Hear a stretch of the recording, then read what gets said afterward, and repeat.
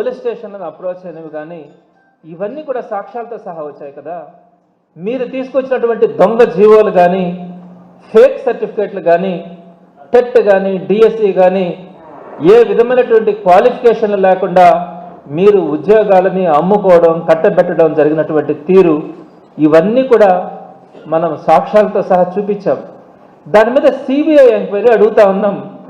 మీరు ఎందుకు ఈ సిబిఐ ఎంక్వైరీని తప్పించుకోవడానికి, ఈ సిబిఐ ఎంక్వైరీని లేకుండా చంద్రబాబు నాయుడు గారి కొడుకు మీద ఈ సిబిఐ ఎంక్వైరీ జరగకుండా మీరు ఎన్ని దుర్మార్గమైనటువంటి చర్యలకు పాల్పడతా ఉన్నారన్నది అర్థమవుతుంది. మొట్టమొదటిగా మాట్లాడుతున్నటువంటి మా మీద 175 నియోజకవర్గాలలో ఉన్నటువంటి ఇన్ఛార్జీల మీద, కార్యకర్తలు, నాయకుల మీద ఒకే రోజు మీరు బనాయించినటువంటి అక్రమ కేసులు, ఒక్కొక్కరి మీద నా మీదైతే సుమారుగా 4-5 కేసులు నమోదు చేసినారు. అలా అందరి మీద కేసులు పెట్టడం. రెండో పాయింట్కి వచ్చేటప్పటికి దుర్మార్గంగా ప్రభుత్వంలో ఉన్నటువంటి టీచర్స్ని వారికి ఉన్నటువంటి బాధల్ని చెప్పుకోవడానికి కేంద్ర విద్యాశాఖ మంత్రిని కలవడానికి వారు ప్రయత్నిస్తే వారికి కూడా డిఎస్సి మరక అంటించి వారిని ఎలాంటి నోటీసులు లేకుండా వారిని ఏకంగా సస్పెండ్ చేసేయడం, నోటీసు కానీ ఎక్స్ప్లెనేషన్స్ కానీ లేకుండా సస్పెండ్ చేయడం. మూడవది, టీచర్స్ ఏదైతే 2025లో సెలెక్ట్ అయినటువంటి టీచర్స్ ఉన్నారో వారిని బలవంతంగా ఎంఈఓల ద్వారా వారందరికీ కూడా ట్రాన్స్పోర్టేషన్, ఫుడ్, అకామిడేషన్స్ ఏర్పాటు చేస్తామని చెప్పి బలవంతంగా చేసి వారిని రోడ్డు మీదకి తీసుకొని వచ్చి పొలిటికల్ ధర్నాలు చేయించడం గవర్నమెంట్ టీచర్స్ చేత. వారి బాధలు చెప్పుకోవడానికి టీచర్స్ వస్తే సస్పెండ్ చేసినారు. మీరు మీ మీద సిబిఐ ఎంక్వైరీని తప్పించుకోవడానికి మీరు గవర్నమెంట్ ఉద్యోగుల దగ్గర ధర్నాలు ఈరోజు ప్రతి జిల్లాలో కూడా చేయించినటువంటి పరిస్థితి. అదేవిధంగా ఈ డిఎస్సిని కప్పిపించుకోవడానికి ఏపీపీఎస్సి గ్రూప్ 1 సంబంధించి 2023లో జరిగినటువంటి రిక్రూట్మెంట్ గురించి ఈరోజు మీరు డైవర్షన్లో భాగంగా మీరు దాంట్లో అక్రమాలు జరిగినాయి, ఏదో జరిగిందని చెప్పి ఈరోజు మీరు తీసుకుని వస్తున్నటువంటి తీరు.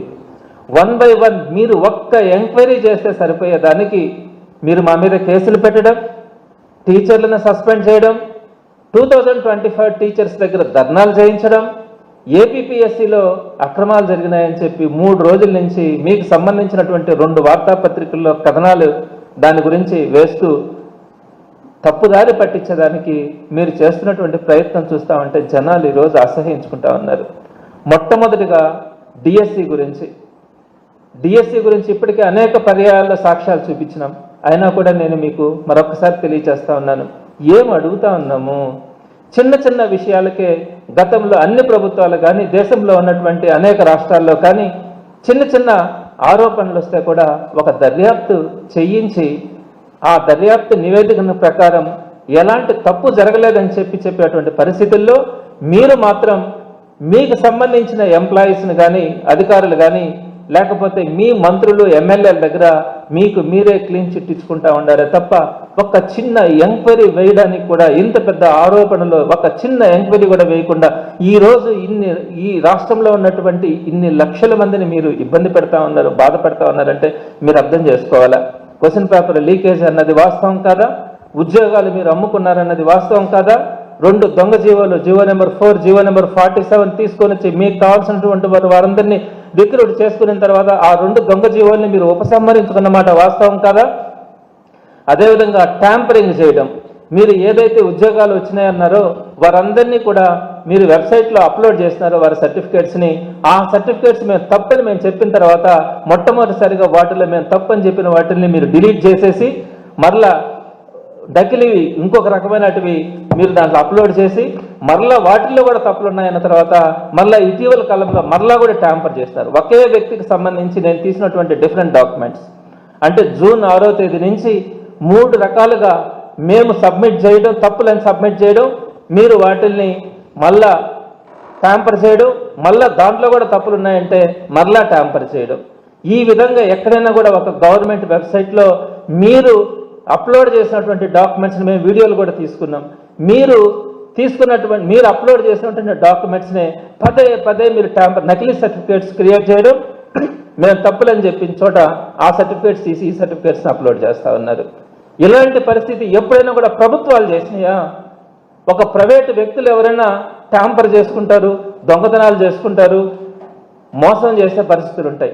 ప్రభుత్వాలే మోసాలు చేస్తాయా? ప్రభుత్వాలే దుర్మార్గాలు చేస్తాయా? ప్రభుత్వాలే వెబ్సైట్స్ ట్యాంపర్ చేస్తాయా? ఇంకా ఈ ప్రభుత్వాల మీద ఎవరికి నమ్మకం ఉంటుంది? మేము ప్రశ్నించిన ప్రతిసారి, మేము తప్పుపెట్టిన ప్రతి అంశాన్ని సాక్ష్యాలతో చూపించిన తర్వాత మీరు పెట్టిన వెబ్సైట్లోనే మీరు ట్యాంపర్ చేసుకొని ఈరోజు దానికి ప్యారలల్గా డైవర్షన్ చేయడానికి మీరు ఎన్ని ధర్నాలు, ఉద్యమాలు, ఎన్ని కార్యక్రమాలు, ఎన్ని అరెస్టులు చేస్తూ ఉన్నారు, ఎంతమందిని సస్పెండ్ చేస్తూ ఉన్నారు, ఎంతమందిని గొంతు కోస్తూ ఉన్నారో మీకు అర్థం కావాలి. ఈరోజు అవన్నీ మీకు పట్టనట్టుగా మీరు ప్రవర్తిస్తున్నటువంటి తీరు. ఇంకొకటి కూడా ఒక్క ఎగ్జాంపుల్ చెప్తాను, అనేకమైనటువంటి ఎగ్జాంపుల్స్ మీకు చెప్పినాను కదా. ఈ సాఫ్ట్ బాల్ అసోసియేషన్కి సంబంధించి ప్రెసిడెంట్గా కోన రవికుమార్ గారు ఎమ్మెల్యే, మీ ఎమ్మెల్యే ఈరోజు సాఫ్ట్ బాల్ అసోసియేషన్కి ఉన్నారు. దానికి సంబంధించి సుమారుగా 35 మంది వరకు కూడా టీచర్ ఉద్యోగాలు ఇచ్చేస్తున్నారు. మీరు ఒక్కసారి చూడండి, ఒక సర్టిఫికేట్ ఇవ్వాలంటే ఎవరు ఇవ్వాలా? ఒక గేమ్కి సంబంధించి స్పోర్ట్స్లో ఇవ్వాలి, ఒక ఫామ్ 3 ఇవ్వాలంటే ఎవరు ఇవ్వాలా? దాని కింద స్పష్టంగా ఉంటుంది ఏమనంటే ఆ అసోసియేషన్కి సంబంధించిన సెక్రటరీ ఇస్తేనే అది వ్యాలిడ్ అని ఉంటుంది. అలాంటిది మీరు హానరరీ ప్రెసిడెంట్గా ఉన్నటువంటి మీ ఎమ్మెల్యే కోన రవికుమార్ గారు సాఫ్ట్ బాల్కి సంబంధించి సర్టిఫికేట్లు ఇస్తే దాన్ని బేస్ చేసుకొని మీరు ఉద్యోగాలు ఇచ్చారే, అది ఆ ఒక్క తప్పు చాలు. ఇచ్చినటువంటి అన్ని తప్పుల్లో మించి మీ ఎమ్మెల్యే కోన రవికుమార్ గారు ఇచ్చినటువంటి ఒక సర్టిఫికేట్ బేస్ చేసుకొని సాఫ్ట్ బాల్లో సుమారుగా 35 మందికి మీరు ఉద్యోగాలు కట్టబెట్టినారంటే దాంట్లో మెన్షన్ చేస్తుంటుంది కింద నోట్ అని, సెక్రటరీ మాత్రమే దాంట్లో సైన్ చేస్తే అది వ్యాలిడ్ అన్నప్పుడు మీ కోన రవికుమార్ గారు సంతకం పెడితే మీరు ఉద్యోగాలు ఇచ్చేశారు. ఇది చాలదా? మీరు చేసినటువంటి అన్ని అక్రమాలకి అదే సాఫ్ట్ బాల్లో శ్రీకాకుళం సెక్రటరీగా పనిచేసినటువంటి వారి వైఫ్కు కూడా ఒక నకిలీ సర్టిఫికేట్ క్రియేట్ చేసి, శ్రీకాకుళంలో నకిలీ సర్టిఫికేట్ క్రియేట్ చేసి మీరు ఉద్యోగం ఇచ్చుకున్నారు. దానికి సంబంధించిన డాక్యుమెంట్ కూడా మా దగ్గర ఉన్నాయి. ఇలా మీరు అన్ని రకాలుగా అటు స్పోర్ట్స్కి సంబంధించి కానీ పేపర్ లీకేజ్ దగ్గర నుంచి ప్రతి అంశంలో కూడా మీరు చేసినటువంటి అన్యాయాలు, దుర్మార్గాలు, అరాచకాలు ఎక్కడ ఎప్పుడు జరిగినటువంటి రిక్రూట్మెంట్ విధానాన్ని ఈ డిఎస్సిలో మీరు తీసుకొని వచ్చినటువంటి విధానం మేము మాట్లాడితే దాని మీద ఒక ఎంక్వైరీ వేయండి స్వామి, ఎంక్వైరీ వేయండి అని అడిగితే మీరు ఎంక్వైరీలు వేయకుండా ఇన్ని రకాలుగా కేసులు, సస్పెన్షన్లు, మీరు అధికారంలో ఉండి ధర్నాలు చేయించుకోవడం ఎక్కడన్నా ఉందా? ఇది అధికారంలో ఉండే వాళ్ళు ధర్నాలు చేసే పరిస్థితి, రోడ్డు మీదకి ఉద్యోగస్తులను తీసుకొచ్చే పరిస్థితి ఉంటుందా? ఏం అడిగినాం? ఒక ఎంక్వైరీ అడగడం తప్ప ఈ రాష్ట్ర ప్రజలు ఇంకా ఎక్కడ సంతోషంగా కానీ ఎక్కడ నిర్భయంగా కానీ రోడ్డు మీద తిరిగే పరిస్థితి ఉంటుంది. ఒక నిష్పాక్షికమైనటువంటి ఎంక్వైరీ కూడా ఇన్ని లక్షల మంది అడిగిన తర్వాత మీరు వేయడానికి ముందుకు రావట్లేదంటే మీరు ఒక్కసారి మీ మనస్సాక్షి అర్థం చేసుకోవాలా. మీకు ఆ అర్హత ఉందా? ప్రభుత్వంలో కొనసాగే అర్హత మీకు ఉందా లేదా అన్నది మీరు ఒక్కసారి అర్థం చేసుకోవాలా. మరి ఇలాంటి పరిస్థితుల్లో మీరు డిఎస్సి రిక్రూట్మెంట్ జరిపి ఈరోజు దాని మీద ఎలాంటి స్పందన లేకుండా మీరు డైవర్షన్ పాలిటిక్స్ చేస్తూ ఉన్నారు. ప్రధానంగా టీచర్స్ సస్పెన్షన్ గురించి మాట్లాడాల. ఇక్కడ మొన్న మేము ఢిల్లీ వెళ్ళాం. ఒక రాజకీయాల్లో మేము ఉన్నప్పుడు ఖచ్చితంగా అధికార పార్టీ చేసినటువంటి తప్పుల్ని కానీ ఈ ప్రజల పక్షాన మాట్లాడడానికి తప్పకుండా కూడా మా వంతుగా మేము ప్రయత్నిస్తాం. వారి గొంతుకుగా మేము పోరాడతాం. మా మీద కేసులు పెట్టినా ఏం పెట్టినా కూడా బరాయించి వారి కోసం ఫైట్ చేస్తాం. అయితే ఈ సందర్భంగా కొన్ని ఉపాధ్యాయ సంఘాల వాళ్ళు మా దగ్గరకు వచ్చినటువంటి చెప్పినటువంటి మాట ఏంటంటే, వారు కోరిన కోరిక ఏంటంటే ఈ డిఎస్సి అంశం వేరు. వారు మమ్మల్ని కోరిన కోరిక ఏంటంటే, ఇప్పుడు ఆల్రెడీ టీచర్లుగా 30 సంవత్సరాల నుంచి 40 సంవత్సరాల నుంచి ఎప్పుడో 1990లో నుంచి కూడా టీచర్స్గా కొనసాగుతున్నటువంటి లక్షల మంది టీచర్స్ ఈరోజు మన ఆంధ్ర రాష్ట్రంలో ఉన్నారు. మరి 2009లో ఒక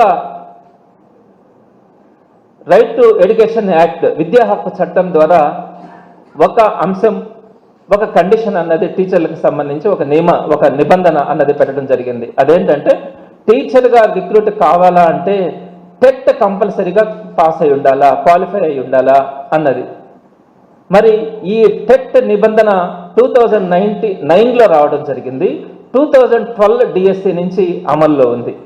అయితే ఈ కూటమి ప్రభుత్వం వచ్చిన తర్వాత 2009 వచ్చినటువంటి చట్టాన్ని 2009కి ముందు వచ్చిన సెలెక్ట్ అయినటువంటి టీచర్లు, అంటే ఇప్పటికైతే 30-40 సంవత్సరాల నుంచి టీచర్లుగా కొనసాగుతున్నటువంటి వారు, 2009లో వచ్చినటువంటి చట్టం దానికి ముందు రిక్రూట్ అయినటువంటి టీచర్లకు కూడా ఖచ్చితంగా ఈ టెట్ని క్వాలిఫై కావాల్సిందే అనే ఒక చిన్నది సుప్రీంకోర్టులో వచ్చినటువంటి వేరే రాష్ట్రానికి సంబంధించినటువంటి ఒక జడ్జిమెంట్ని తీసుకొని వచ్చి ఖచ్చితంగా దాన్ని ఇక్కడ కూడా ఇంప్లిమెంట్ చేయాలని ఈ రాష్ట్ర ప్రభుత్వం మళ్ళా సుప్రీంకోర్టుకి రివ్యూ పోవాలని కానీ ఏదైతే కేంద్ర ప్రభుత్వంతో సంప్రదించి ఈ నిబంధన కాదు అని చెప్పాల్సినటువంటి ప్రయత్నం చేయకుండా దానికి ముందు టీచర్స్గా జాయిన్ అయ్యి ఇప్పటికీ టీచర్లుగా కొనసాగుతున్న వారికి ఇక్కడ వచ్చినటువంటి టెట్ కండిషన్ మీరు కూడా టెట్ రాయాల్సిందే అని చెప్పి ఈ కూటమి ప్రభుత్వం వచ్చిన తర్వాత 2025 నుంచి అమల్లోకి తీసుకొని వచ్చి సుమారుగా 1,00,000 మందికి పైగా అంతకు ముందు రిక్రూట్ అయినటువంటి టీచర్ల గొంతు కోసే ప్రయత్నం ఈరోజు ఈ కూటమి ప్రభుత్వం చేస్తూ ఉంటే ఆ వేదనని మా దగ్గరికి తీసుకొచ్చిన తర్వాత మేమెటు ఢిల్లీకి వెళ్తా ఉన్నాం, మీరు కూడా రండి, మీ వేదనని కేంద్ర ప్రభుత్వం దగ్గరికి, కేంద్ర మంత్రి దగ్గరికి చెప్పడానికి మనం ప్రయత్నిద్దామనే మాటని చెప్పడం జరిగింది. మీరు ఒక్కసారి ఆలోచించండి, ఎక్కడైనా ఒక జీవోని తీసుకొచ్చిన తర్వాత ఆ జీవో వచ్చిన తర్వాత నుంచి అది అమలులోకి వస్తుంది. అక్కడి నుంచి రిక్రూట్మెంట్స్ కానీ సెలక్షన్స్ కానీ ఏం జరిగినా కూడా ఆ తర్వాత వచ్చిన వారికి మాత్రమే అది అప్లై అవుతుంది. అంతకు ముందు సెలెక్ట్ అయి ఉన్నా, జాయిన్ అయి ఉన్నా వారికి ఎటువంటి పరిస్థితుల్లో కూడా అటువంటివి అమల్లోకి రావు. ఈ రోజు ఎమ్మెల్యేలుగా 175 మంది ఉన్నారు, శాసన మండలి సభ్యులుగా ఒక 50 చిల్లర మంది మేమున్నాం, ముఖ్యమంత్రి గారు ఉన్నారు, అందరూ ఉన్నాం. మరి ఈ రోజు ఎవరైనా కోర్టుకి వెళ్ళి వీళ్ళకి చదువు సందేహాలు ఉన్న వాళ్ళు చాలా మంది ఉన్నారు, ఖచ్చితంగా ఎమ్మెల్యేలు ఎమ్మెల్సీలు కావాల్సి ఉంటే ఇక మీదట దాని మీద మనకు నామినేషన్ వేయాలన్నా కూడా కనీసం వాళ్ళకి డిగ్రీనో పీజీనో ఉండాలా అని చెప్పి ఎవరైనా కనుక కోర్టుకి వెళ్ళి ఆ కోర్టు కూడా గౌరవ కోర్టు కూడా అట్లాంటిది ఏదైనా కనుక లేదా కేంద్ర ప్రభుత్వం చట్టం తీసుకొని వస్తే ఇప్పటికిప్పుడు పాతగా ఉండే వాళ్ళకు కూడా మీరు రాజీనామాలు చేసి మీరందరూ కూడా చదువుకున్న తర్వాత మళ్ళీ రమ్మని చెప్పి ఎవరైనా చెప్తారా? సరే టీచర్స్ని కూడా తీసేద్దాం, మిగతా అన్ని డిపార్ట్మెంట్స్ ఉన్నాయి కదా, అన్ని డిపార్ట్మెంట్స్కి కూడా ఎక్కడైనా ఒక జీవో వస్తే ఆ జీవో వచ్చిన తర్వాత రోజు నుంచి జరిగినటువంటి సెలక్షన్స్లో ఆ జీవో ఇంప్లిమెంటేషన్ జరుగుతుంది. ఒక్క టీచర్లను మాత్రమే మీరు ఎందుకు కక్ష కట్టారు? టీచర్ల మీద మీకు ఎందుకు ఇంత కక్ష అని చెప్పి ఈరోజు టీచర్లు అందరూ కూడా బాధపడేటువంటి అంశం.